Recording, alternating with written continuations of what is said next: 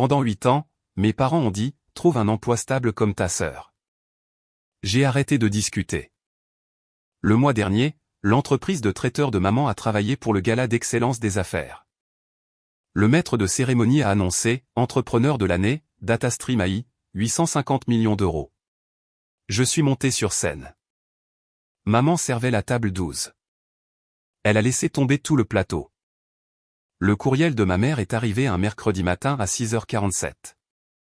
Objet, retour à la réalité. Marc, ton père et moi avons été patients pendant 8 ans. 8 ans à te regarder gâcher ta formation à Polytechnique pour ce fantasme de jeune pousse. Ta sœur Amandine a un vrai travail, des avantages sociaux, de la stabilité, un plan d'épargne retraite. Elle vient d'acheter une maison. Qu'est-ce que tu as? Un appartement que tu partages avec 2 colocataires et une entreprise qui n'a pas fait de profit. Il est temps de grandir. Papa connaît quelqu'un chez Capgemini. Ils embauchent. 130 000 euros pour commencer. S'il te plaît, pour une fois dans ta vie, prends une décision intelligente. Maman. Je l'ai lu 2 fois, je l'ai supprimé, et je me suis remis au travail.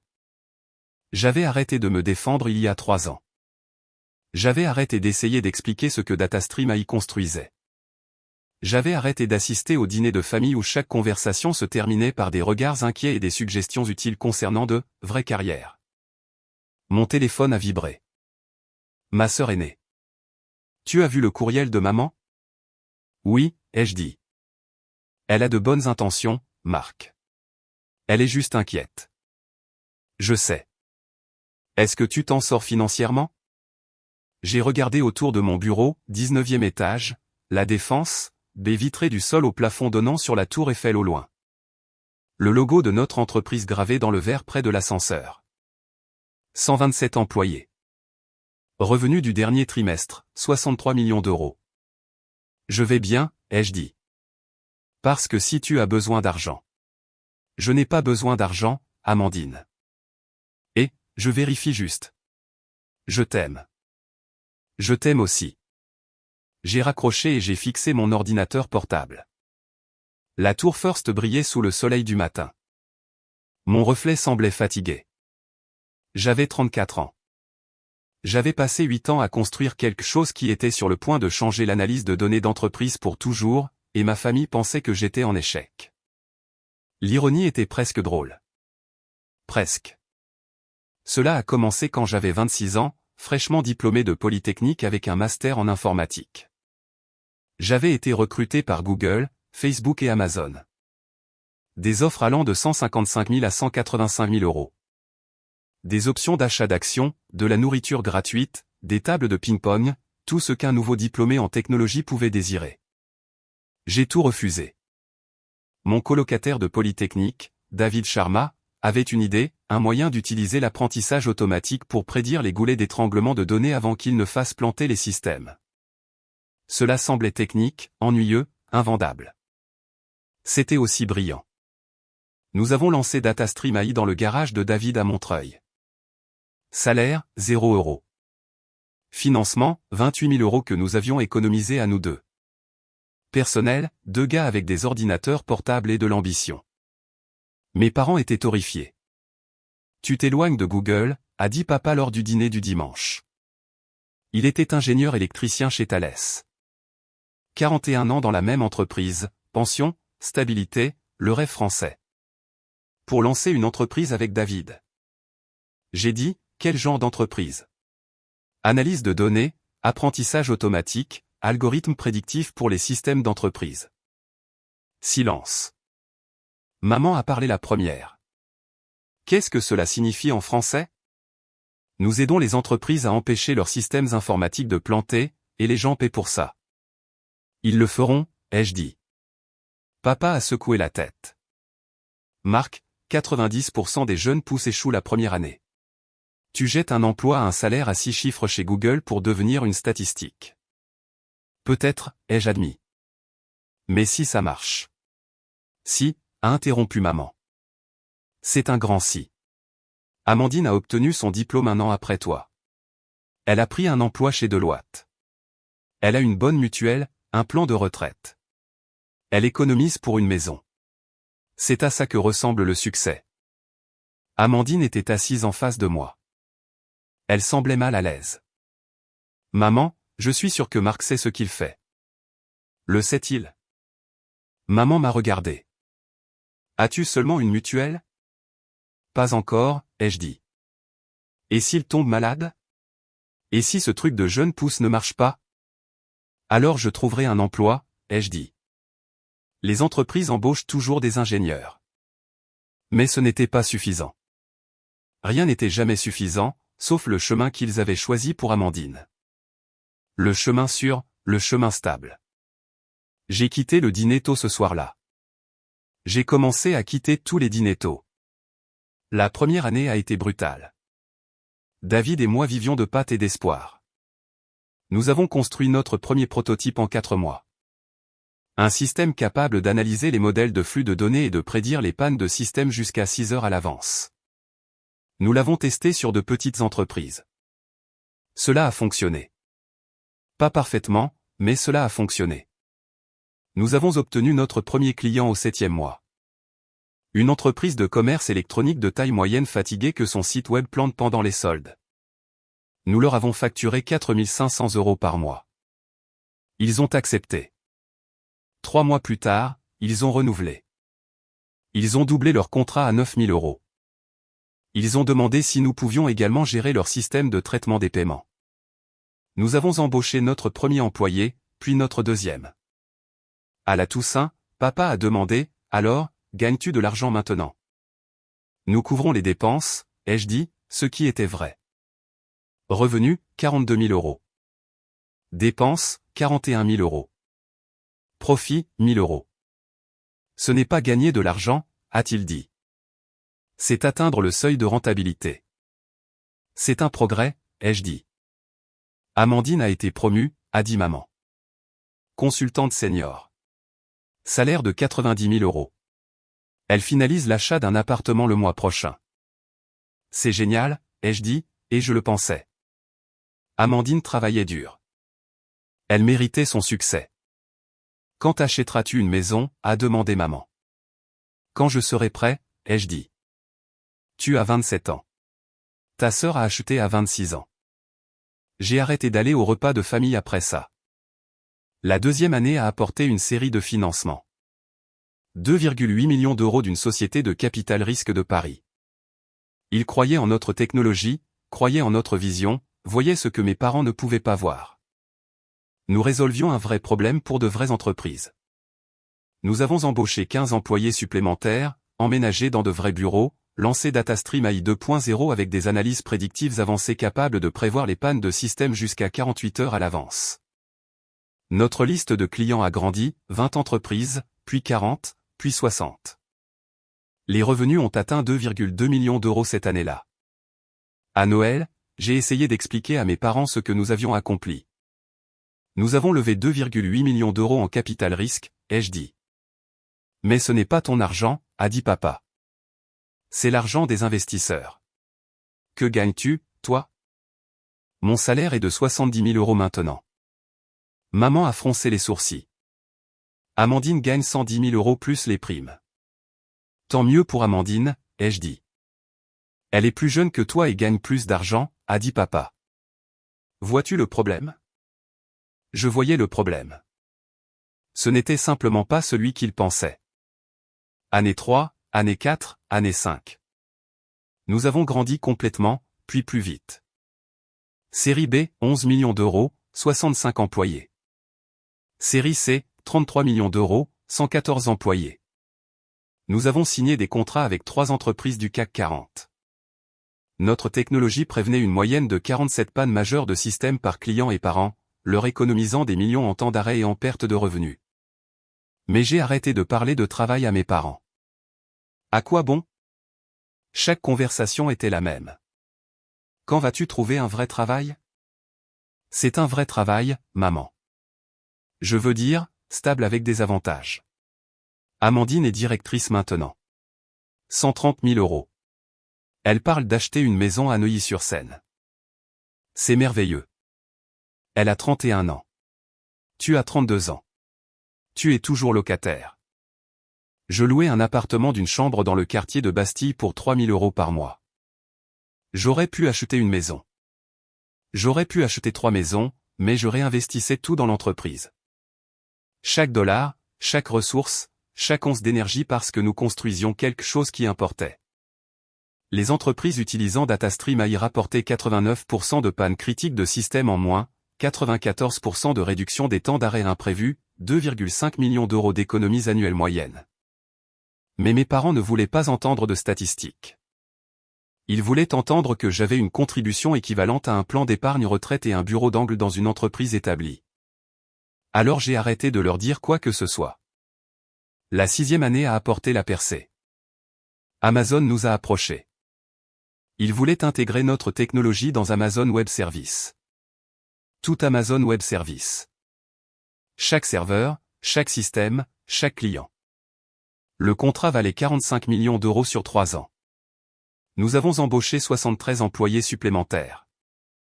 Nous avons déménagé dans de nouveaux bureaux à La Défense, au 19e étage, avec vue sur la capitale. Série D, 115 millions d'euros. Valorisation, 850 millions d'euros. Je valais environ 300 millions d'euros sur le papier entre mes capitaux propres de fondateur et mes actions acquises à 33 ans. Mais je ne l'ai pas dit à mes parents. Que aurais-je dit? Vous vous souvenez de cette perte de temps dont vous vous plaignez depuis 6 ans? Elle vaut 850 millions d'euros maintenant. Ils ne m'auraient pas cru. Ou pire, ils m'auraient cru, et soudain tout aurait changé. Les années de déception et de désapprobation se transformeraient en fierté. Pas parce que j'étais resté fidèle à ma vision, mais parce que j'avais finalement accompli quelque chose qu'ils pouvaient comprendre, l'argent. Alors je suis resté silencieux. Amandine m'a appelé en octobre. Et, tu viens au dîner d'anniversaire de maman? Je ne sais pas, ai-je dit. Marc, tu n'es pas venu à un événement familial depuis 2 ans. J'ai été occupé. C'est ce que tu dis toujours. À quoi es-tu si occupé? Au travail. Cette jeune pousse existe encore? Elle existe encore. Comme si c'était une voiture sur ses dernières vapeurs d'essence. Un patient mourant sous assistance respiratoire. Oui, ai-je dit. Elle existe encore. Maman pense que tu nous évites. Je vous évite. Silence. Alors pourquoi? Parce que je suis fatigué, Amandine. Je suis fatigué de défendre mes choix. Fatigué des regards inquiets. Fatigué d'être comparé à toi comme si j'échouais à un examen auquel je ne me suis pas inscrit. Nous voulons juste que tu sois heureux. Je suis heureux, ai-je dit. Je construis quelque chose d'incroyable, quelque chose qui compte, mais aucun de vous ne peut le voir parce que cela ne correspond pas à votre définition du succès. Ce n'est pas juste, n'est-ce pas? Quelle est la dernière fois où quelqu'un m'a posé des questions sur mon entreprise? Vraiment poser des questions. Pas quand vas-tu obtenir un emploi stable, mais dis-moi sur quoi tu travailles? Quand? Elle n'a pas répondu. C'est ce que je pensais, ai-je dit. Je ne suis pas allé au dîner d'anniversaire. Les années 7 et 8 se sont brouillées. Nous nous sommes développés à l'international, bureau à Londres, Berlin, Singapour. Notre liste de clients comprenait 47 entreprises du CAC 40. Les revenus ont atteint 170 millions d'euros par an. Nous avons été approchés par des candidats à l'acquisition. Microsoft a offert 1,1 milliard d'euros. Nous avons refusé. Il ne s'agissait pas d'une sortie. Il s'agissait de construire quelque chose qui durait. J'ai acheté une maison dans le 16e arrondissement. 4 chambres. Vue sur la Tour Eiffel. Payé comptant, 4,5 millions d'euros. Je ne l'ai pas dit à mes parents. Ce que je leur disais lors des rares appels téléphoniques qui avaient lieu tous les quelques mois, je vais bien. Le travail est bon. Oui, toujours à la jeune pousse. Amandine s'est mariée. Je suis allé au mariage. Je suis resté 2 heures. Je suis parti avant le dîner. À la réception, une tante m'a coincé. Ta mère est si inquiète pour toi. Je vais bien, ai-je dit. Mais tu n'es pas marié. Tu n'es pas propriétaire d'une maison. Tu travailles toujours dans ce truc informatique. J'étais propriétaire d'une maison. Une maison de 4,5 millions d'euros. Je ne l'ai simplement pas mentionné. Le truc informatique va bien, ai-je dit. Assez bien. Il est temps de se poser. Ta sœur a de la stabilité, un mari, l'avenir. Qu'est-ce que tu as? J'avais 189 employés qui dépendaient de moi. J'avais une technologie qui révolutionnait la gestion des données d'entreprise. J'avais une entreprise valant près de 850 millions d'euros. Mais j'ai dit, j'ai un travail en lequel je crois. Elle m'a regardé avec pitié. Je suis parti tôt. L'invitation est arrivée en janvier. Prix de l'excellence des affaires de Paris. Gala annuel honorant les entreprises et entrepreneurs exceptionnels de la région. Tenue de soirée. 400 invités. Dîner et cérémonie. Mon assistante me l'a transféré. Vous êtes nominé pour l'entrepreneur de l'année. La cérémonie est le 14 février. Qui d'autre est nominé, ai-je demandé. 4 autres. Le président directeur général d'une jeune pousse de biotechnologie, le fondateur d'une entreprise d'énergie propre, 2 autres dans la technologie financière. Savons-nous qui gagne? C'est confidentiel jusqu'à l'événement. Mais elle a souri. J'ai un bon pressentiment. Moi aussi. Nous avions eu une année exceptionnelle, le contrat Amazon Web Services, l'expansion internationale, les chiffres de revenus qui faisaient saliver les investisseurs en capital risque. Mais gagner n'était pas le but. J'avais arrêté de me soucier de la validation externe il y a des années. Mon travail parlait de lui-même. Pourtant, ce serait agréable d'être reconnu. Confirme la présence, ai-je dit. Plus un. J'amènerai David. Elle a hoché la tête et est partie. J'ai fixé l'invitation. Le lieu était l'hôtel Georges V, grande salle de bal. Traiteur part. J'ai regardé les petits caractères. Élite événement traiteur. L'entreprise de ma mère. Ma mère avait lancé son entreprise de traiteur il y a 12 ans. De petits événements au début, fêtes d'anniversaire, dîners d'anniversaire de mariage évoluant progressivement vers des événements d'entreprise, des mariages, des conférences. Elle était douée pour ça. Professionnelle, fiable.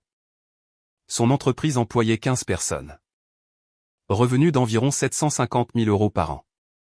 Décent pour une petite opération de traiteur. Elle n'avait jamais été traiteur pour un événement auquel j'assistais. Nos mondes ne se chevauchaient pas.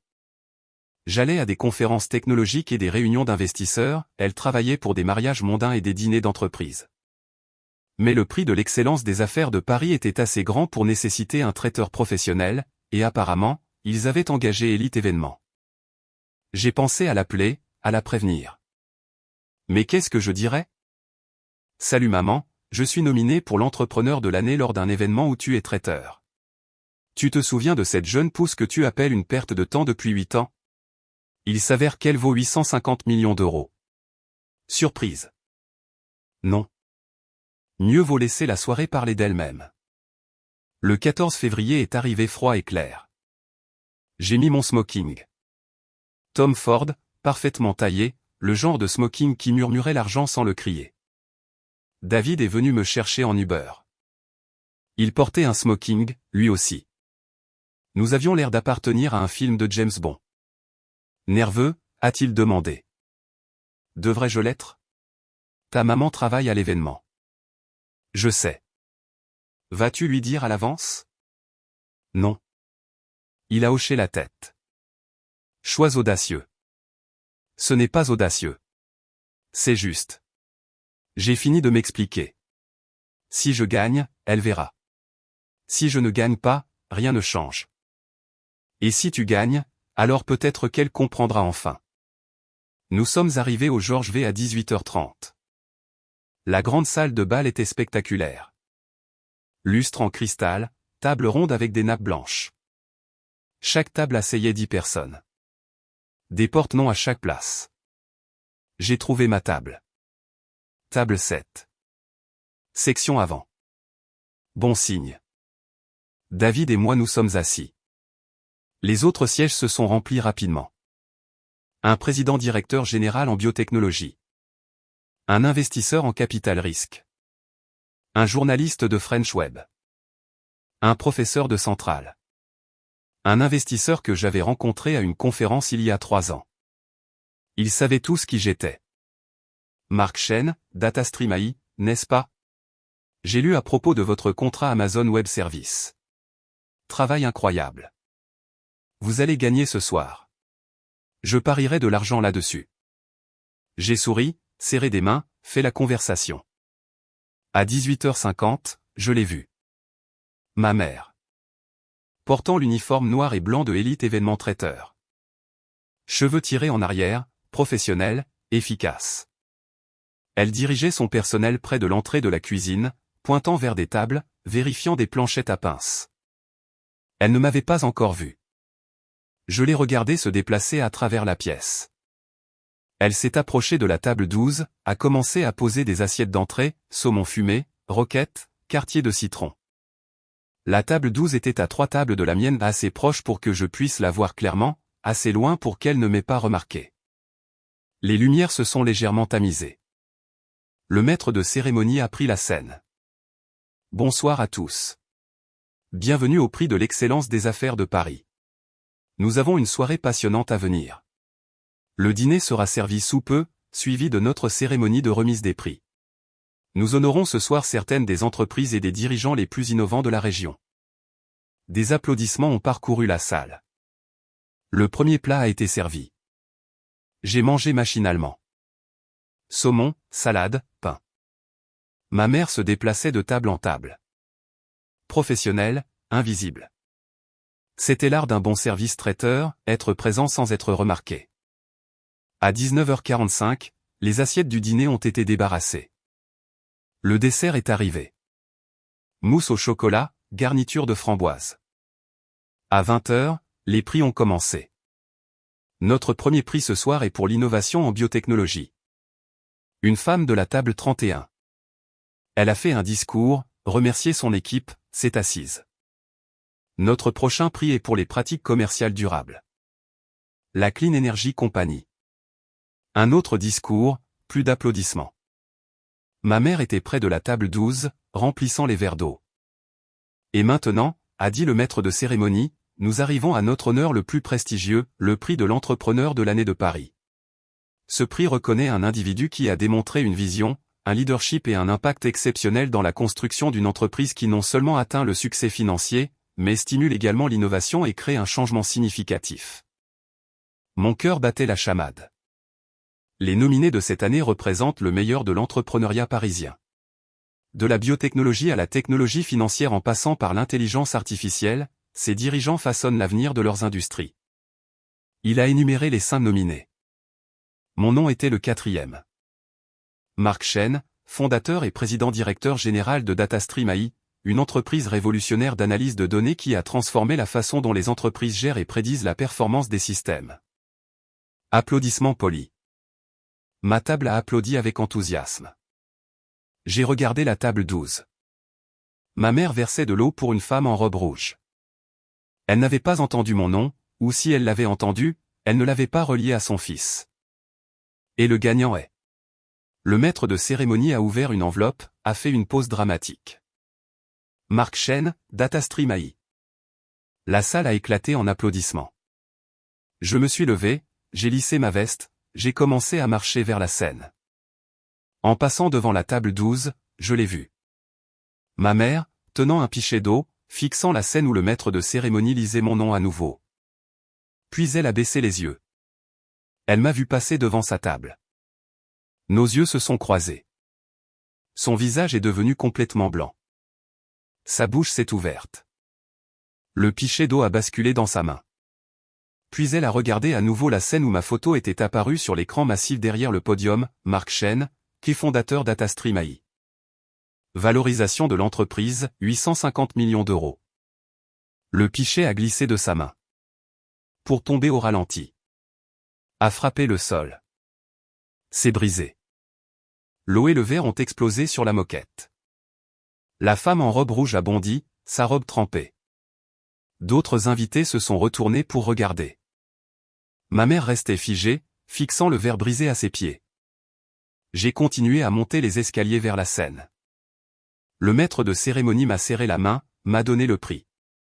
Une sculpture en cristal, lourde, élégante. Félicitations, Marc. Voudriez-vous dire quelques mots? J'ai pris le microphone, j'ai regardé les 400 visages et un visage en particulier, ma mère, toujours debout près de la table 12. Ses collègues nettoyaient le verre brisé autour d'elle. Elle ne bougeait pas. J'ai commencé à parler. Merci. Il y a 8 ans, j'ai lancé DataStream AI avec mon cofondateur, David Sharma, dans un garage à Montreuil. Nous avions 28 000 € d'économie, pas de salaire, pas de mutuelle, et une idée que la plupart des gens trouvaient folle. Léger rire de l'audience. On nous a dit de trouver de vrais emplois, des emplois stables, des emplois avec des avantages sociaux et des contributions à un plan d'épargne retraite et des avenirs prévisibles. Et pendant longtemps, je me suis demandé s'ils avaient raison. Si nous perdions notre temps. Si la stabilité était le choix le plus intelligent. J'ai fait une pause. Mais nous croyions en ce que nous construisions. Nous croyions que les données n'ont pas à être réactives. Que les entreprises ne devraient pas attendre que les systèmes plantent avant de les réparer. Que la prédiction vaut mieux que la réponse. J'ai regardé ma mère. Elle pleurait. Aujourd'hui, DataStream AI sert 47 entreprises du CAC 40. Nous avons empêché plus de 8000 pannes critiques de système. Nous avons fait économiser à nos clients environ 320 millions d'euros en coûts d'indisponibilité. Nous employons 189 personnes dans 4 pays. Et nous ne faisons que commencer. Applaudissements. Ce prix n'est pas seulement le mien. Il appartient à chaque personne qui a cru en cette vision quand ce n'était que 2 gars dans un garage. À chaque employé qui a pris un risque sur une jeune pousse alors qu'il aurait pu choisir la sécurité. À chaque client qui nous a fait confiance avec ses systèmes. À mon cofondateur, David, qui est avec moi depuis le premier jour. J'ai levé le prix. Et à tous ceux qui ont un jour douté de nous, merci. Vous nous avez fait travailler plus dur. La salle s'est levée. Ovation debout. Je suis descendu de scène, retourné à ma table, posé le prix. David m'a serré dans ses bras. C'était parfait. Les autres invités à ma table m'ont félicité, m'ont serré la main, ont demandé des cartes de visite. J'ai regardé vers la table 12. Ma mère était partie. Je l'ai trouvée dans le couloir de la cuisine 20 minutes plus tard. Elle était assise sur une chaise pliante en métal, pleurant toujours. Une de ses employées se tenait à proximité, l'air inquiet. « Madame Chen, ça va ? » »« Je vais bien, » a-t-elle dit. « Donnez-moi juste une minute. » L'employé m'a vu approcher. « Monsieur, cette zone est réservée au personnel de traiteur. »« C'est bon, » ai-je dit. « C'est ma mère. » Les yeux de l'employé se sont écarquillés. Elle a regardé ma mère, puis moi, puis s'est rapidement éloignée. Je me suis assis sur la chaise pliante à côté d'elle. Pendant un long moment, aucun de nous n'a parlé. Finalement, elle a chuchoté, 850 millions d'euros. Oui. 8 ans? Oui. Et tu ne nous l'as jamais dit? Non. Elle s'est tournée pour me regarder. Son maquillage coulait. Elle semblait plus vieille que dans mes souvenirs. Fatiguée. Pourquoi, a-t-elle demandé. Pourquoi ne nous l'as-tu pas dit? J'ai pris une inspiration. Parce que cela n'aurait pas importé. Pas au début. Quand nous étions dans le garage avec 28 000 €, si je t'avais dit que nous allions construire une entreprise d'1 milliard d'euros, tu ne m'aurais pas cru. Tu aurais pensé que j'étais délirant. Quand nous avons levé nos premiers 2,8 millions d'euros, tu aurais dit que c'était de l'argent d'investisseurs, pas de l'argent réel. Quand nous avons atteint 10 millions d'euros de revenus, tu aurais dit que nous n'étions pas encore rentables. Il y aurait toujours eu une raison pour que ce ne soit pas assez bien. Alors, j'ai arrêté d'essayer de faire mes preuves auprès de toi. Ce n'est pas juste, a-t-elle dit. N'est-ce pas, maman? Tu as passé 8 ans à me dire de trouver un vrai travail. 8 ans à me comparer à Amandine. 8 ans à traiter mon entreprise comme un passe-temps dont je devais me débarrasser en grandissant. Parce que nous ne comprenions pas. Vous n'avez pas essayé de comprendre, ai-je dit doucement. C'est ça la différence. Tu n'as jamais demandé ce que nous construisions. Tu n'as jamais demandé à voir le bureau. Tu n'as jamais posé de questions sur nos clients ou notre technologie ou pourquoi j'y croyais autant. Tu as juste décidé que c'était une perte de temps et passé 8 ans à attendre que j'admette que tu avais raison. Elle pleurait plus fort maintenant. Nous étions inquiets pour toi. Je sais. Mais votre inquiétude ressemblait à du jugement.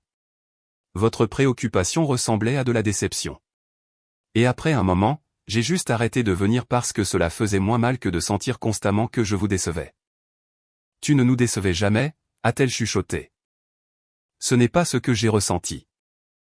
Nous sommes restés assis en silence. Dans la salle de bal, la cérémonie continuait. Un autre prix. Plus d'applaudissements. Je suis désolé, a-t-elle finalement dit. Je suis tellement désolé, Marc.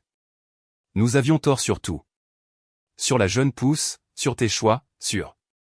Elle a fait un geste vers la salle de bal. Tout ça. Tu as construit quelque chose d'incroyable et nous ne pouvions pas le voir. Vous ne pouviez pas le voir parce que vous ne regardiez pas, ai-je dit. Vous aviez déjà décidé à quoi ressemblait le succès, et je ne correspondais pas à cette image. Que puis-je faire, a-t-elle demandé. Comment puis-je réparer ça? J'ai pensé à ça. Aux 8 années de déception, aux dîners manqués, aux appels téléphoniques auxquels j'avais cessé de répondre, à la distance qui s'était creusée entre nous. Tu peux commencer par poser vraiment des questions sur ma vie, ai-je dit. Ne pas la comparer à celle d'Amandine. Ne pas t'inquiéter de la stabilité. Juste demander, sur quoi est-ce que je travaille? Quels sont mes objectifs? Qu'est-ce qui m'excite pour l'avenir? Tu peux commencer par être curieuse de qui je suis vraiment, au lieu d'être déçue de qui je ne suis pas. Elle a hoché la tête. Je peux faire ça. Et tu peux arrêter de penser qu'il n'y a qu'un seul chemin vers le succès. Le chemin d'Amandine est valable. Le mien l'est aussi. Ils sont différents. Cela ne rend ni l'un ni l'autre mauvais. Tu as raison. Elle a essuyé ses yeux. Viendras-tu dîner dimanche prochain? Pouvons-nous recommencer à zéro? J'ai hésité. 8 ans de blessure ne se dissolvaient pas en une conversation, mais elle était ma mère et elle essayait. Oui, ai-je dit. Dimanche. Elle m'a serré fort dans ses bras. Le genre d'étreinte que je n'avais pas eu depuis des années. Quand elle s'est reculée, elle a dit, « Je suis fier de toi. » J'aurais dû dire ça il y a 8 ans. Je le dis maintenant. Je suis si incroyablement fier de toi. Merci, ai-je dit. Puis-je? Elle a hésité. Puis-je voir ton bureau un jour? Ton entreprise. Je veux comprendre ce que tu as construit. J'aimerais ça, ai-je dit. Le dîner du dimanche était gênant. Je suis arrivé à 17h. Maman, papa et Amandine étaient déjà là. Amandine m'a serré dans ses bras à la porte. Félicitations pour le prix. J'ai vu la vidéo en ligne. Ton discours était incroyable. Merci. Papa m'a serré la main. Formel, mal à l'aise. Nous devons parler. Nous nous sommes assis dans le salon, le même salon où il y a 8 ans il m'avait dit que je faisais une erreur. Papa a parlé le premier. Ta mère m'a dit ce qui s'est passé au gala. À propos de DataStream AI. À propos de la valorisation. Il a fait une pause. J'ai cherché ton entreprise. Lu quelques articles.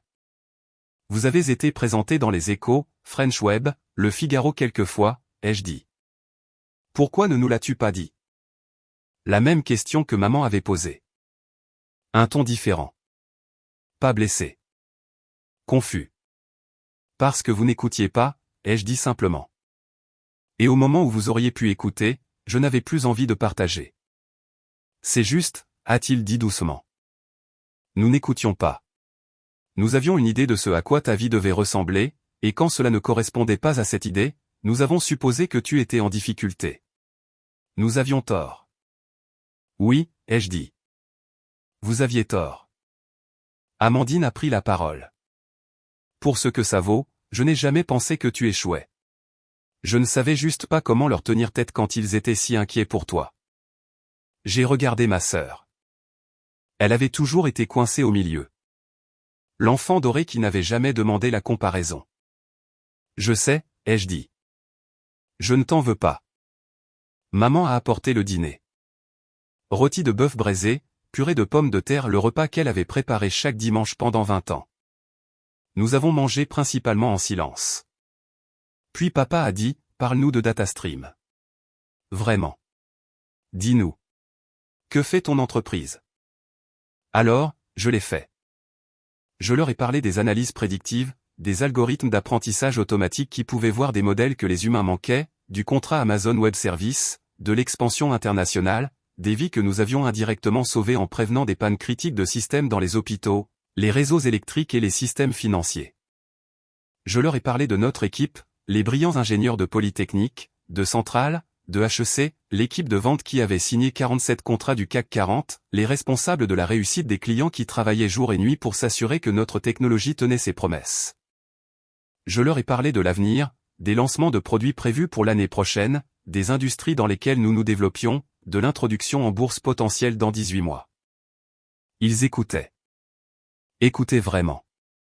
Quand j'ai fini, papa a dit, c'est incroyable, fils. J'aimerais que nous ayons su. J'aimerais que tu aies demandé. J'ai dit, nous demandons maintenant. Maman a dit, mieux vaut tard que jamais.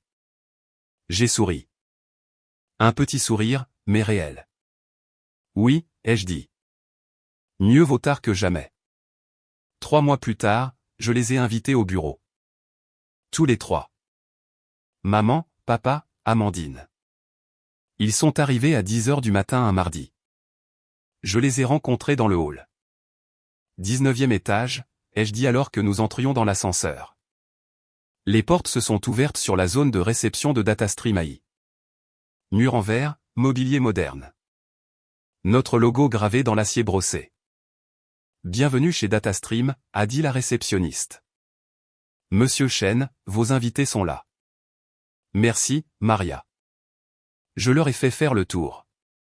L'espace de travail ouvert où 127 ingénieurs écrivaient du code. Les salles de conférence nommées d'après des pionniers de l'informatique, Turing, Lovelace, Hopper. La cuisine avec de la nourriture et du café gratuit. La salle de jeu. L'espace de méditation. Nous nous sommes arrêtés à mon bureau. Bureau d'angle. Vue sur la capitale. C'est ici que tu travailles, a demandé maman.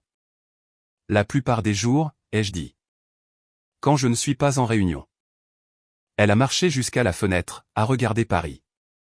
C'est magnifique. Ça l'est. Je leur ai montré la salle de crise où nous surveillons les systèmes clients en temps réel. Des écrans partout. Des ingénieurs regardant des flux de données de 200 entreprises sur 6 continents. Chacun de ces écrans représente une entreprise qui nous fait confiance pour ces systèmes critiques, ai-je expliqué. Si nous échouons, ils échouent. C'est la responsabilité que nous portons. Papa a fixé les écrans. C'est remarquable, Marc. Merci. Nous avons terminé la visite dans la salle de conférence où j'avais tenu des centaines de réunions avec des clients, des investisseurs et des partenaires. Des questions, ai-je demandé. Amandine a levé la main. Es-tu heureux? De toutes les questions auxquelles je m'attendais, ce n'était pas l'une d'elles. Oui, ai-je dit. Je le suis.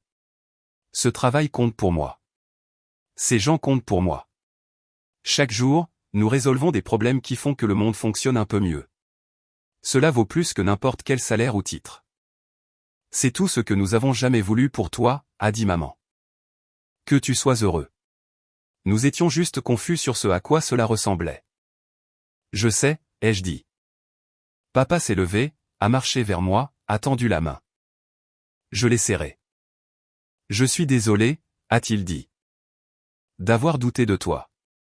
De ne pas avoir cru en cela. Tu nous as prouvé que nous avions tort de la meilleure façon possible. Je n'essayais pas de prouver que vous aviez tort, ai-je dit. J'essayais de me prouver que j'avais raison. Tu l'as fait, a-t-il dit. Tu l'as absolument fait. 6 mois plus tard, DataStream AI est entré en bourse. Jour de l'introduction en bourse. Euronext Paris. Prix d'ouverture, 45 € par action. Prix de clôture, 65 €. Capitalisation boursière, 4 milliards d'euros. Ma famille est venue me rejoindre à la bourse de Paris pour la cérémonie. Je leur ai donné des badges pour invités de marque. Ils se sont tenus avec moi sur le parquet. Quand j'ai sonné la cloche d'ouverture, ils ont applaudi plus fort que quiconque. Ensuite, un journaliste s'est approché. Monsieur Chen, que signifie ce moment pour vous? J'ai regardé ma famille. Mes parents qui avaient passé 8 ans à s'inquiéter que je gâche ma vie. Ma sœur qui avait été coincée entre me soutenir et les soutenir. Cela signifie que tout ce en quoi je croyais était réel, ai-je dit. Cela signifie que le risque en valait la peine.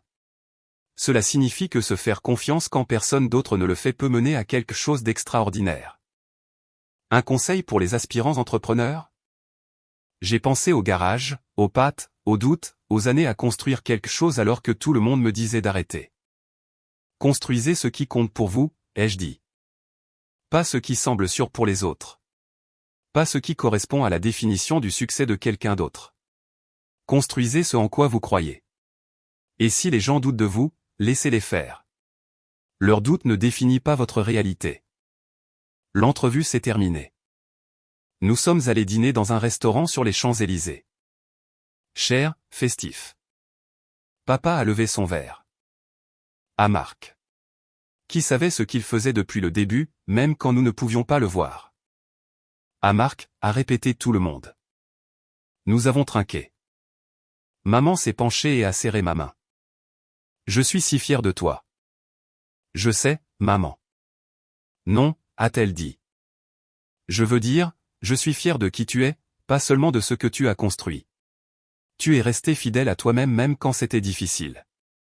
Même quand nous avons rendu les choses plus difficiles. Cela demande du courage. Merci, ai-je dit doucement. Amandine a souri. Pour info, j'ai toujours su que tu ferais quelque chose d'incroyable. Je ne savais juste pas que ce serait aussi incroyable. J'ai ri. Moi non plus. Nous avons mangé. Nous avons parlé. Nous avons célébré. Et pour la première fois en 8 ans, j'ai senti que ma famille me voyait enfin. Pas comme un échec qui avait besoin d'être sauvé.